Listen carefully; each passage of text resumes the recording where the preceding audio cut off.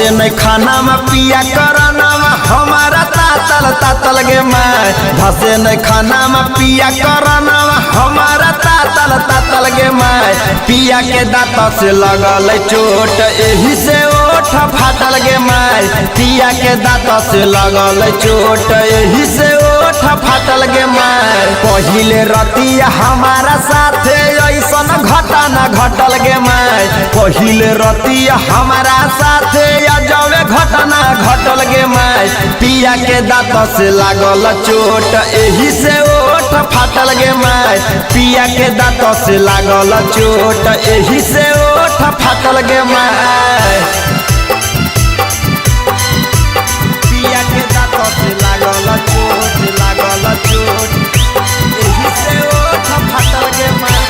पिया के दांत से लागल चोट एही से ओठ फाटल गे माय।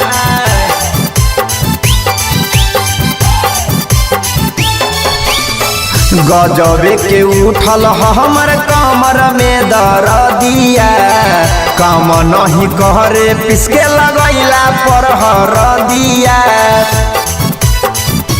एहो गजबे के उठल हमर कमर में दर्दिया। काम नहीं करे कतनो छापो हियै हरदिया।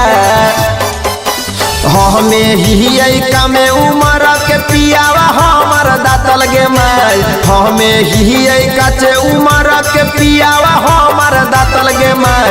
पिया के दांत से लागल चोट एही से ओठ फाटल गे माय।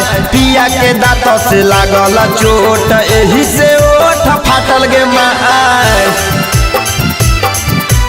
पिया के दांत से लागल चोट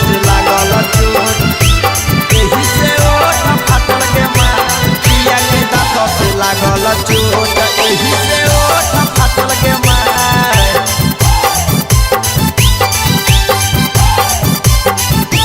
हाँ कहलो पर बुझलक नाही रंजित मोर विपतिया। दिलक बिगाड़ अवधेश हमारो हालतिया। हेगे कहलो पर बुझलक नाही सुरेश मोर विपतिया।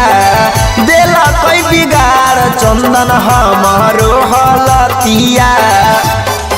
आगे पी के ऊ तो महुआ दरुआ आबो है घरे मतल गे माय। पी के रोजे महुआ दरुआ आबो है घरे मतल गे माय। पिया के दांत से लागल चोट एही से ओठ फाटल गे माय। पिया के दांत से लागल चोट एही से ओठ फाटल गे माय।